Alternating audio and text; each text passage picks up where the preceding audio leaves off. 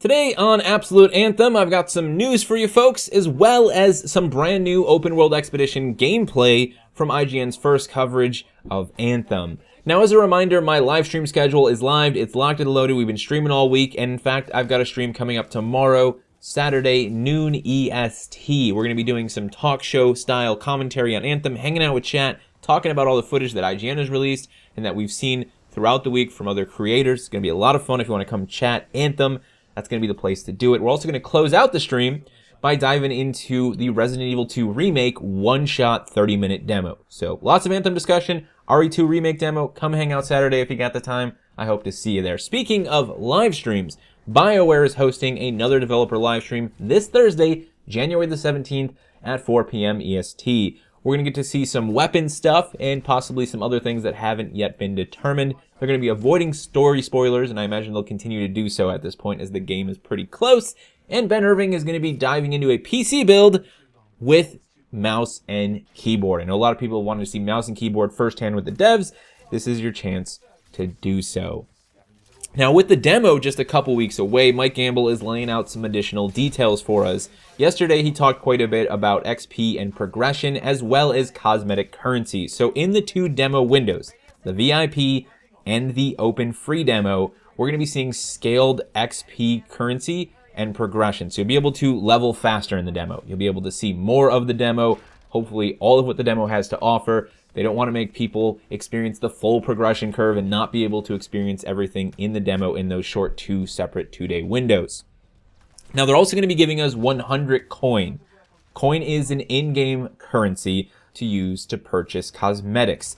In the demo, all cosmetics are going to cost 25 coin, but that is not going to be the case in the full game. They haven't given us numbers yet, but I imagine they're going to cost a lot more than that. So again, in-game currency, they're going to give us some of it. They want us to be able to experience as much as we possibly can within the demo that is available within the demo itself. Let's move on to take a look at that open world expedition gameplay from IGN. I've been pretty excited about the open world portion of Anthem, but we haven't really seen that much of it. And this was a pretty good cross-section of things we've seen and things we haven't seen and things we've seen in places we haven't seen them. Probably the biggest one for me was this Ursix fight. I really like the idea of open world boss fights in games like this. And seeing something that isn't directly an enemy, like a humanoid bad guy, if you will, but just a creature that is potentially the end result of the raging of the Anthem of Creation and the many Shaper relics is wicked cool. This isn't a bad dude who's allied with the Dominion or the Freelancers, the Scars. It is just a creature that is angry and doesn't like you very much, and it's going to try and crush your face. And it has a lot of HP. It is massive. I look forward to teaming up with my friends and anyone else that I might find in the open world if I'm just going to matchmake with 4 randoms to take things like this down. I think it creates interesting enemy diversity. It gives the world itself a little bit more believability, and it just brings things to life as a whole. Now, speaking of threats, humanoid threats, we do get to see a pretty extensive battle with the Dominion, where one of the Dominion storm users utilizes one of those hard shields that we saw on the Brute in that CES 4K gameplay trailer. So that is not unique to the Brute enemy type from the Dominion. This is just Dominion tech. The cool thing about this hard shield is that it is probably connected to the Storm's Kinesis shield in some way, right? It's got to be similar technology. We know that the Freelancers, the Arcanist, they stole or adapted the Dominion Storm tech. So what if we just kind of have a weaker version of that, where it's not necessarily a full hard shield, but it just kind of absorbs some damage? Their shield just seems more capable than ours, is what I'm getting at. So I continue to be very curious about the technology of the Dominion and how much more of it they actually have when compared to the Freelancers and the Arcanists. Cool to see that. Cool to see it's not unique, and to know that we're going to have to overcome those shields on multiple Dominion enemies.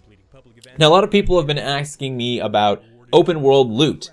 So can you just go out in the open world and find loot chests? And we know this is a thing, but we get to see a bit more of it in this footage. In fact, we get to see some rare and legendary items actually dropping from these chests, crafting components, components for your gear. There's going to be a good incentive, at least it seems so, to go on out and actually explore the open world to find chests like this, to find crafting resources. And there's also bits and pieces of lore you'll be able to discover. So codex entries from just going on out and spending time in the open world. That gets me excited. These are all things I enjoy doing. I like the downtime of searching for chests and getting a little bit of a reward out of it. and knowing that I'll be able to find codex entries out in the open world is going to be a really fun lore chase, knowing that I can explore and then kind of find a new piece of lore, and then, hey, there's a video topic. Let's talk about this piece of lore we got, because it's really cool and it's really interesting. I think it's a great way to naturally expand the world and to reward players for exploration. I hope it's as expansive as it looks, and we can spend a lot of time doing that. Now, one of the really cool things that they showcased here was a very interesting piece of environmental design.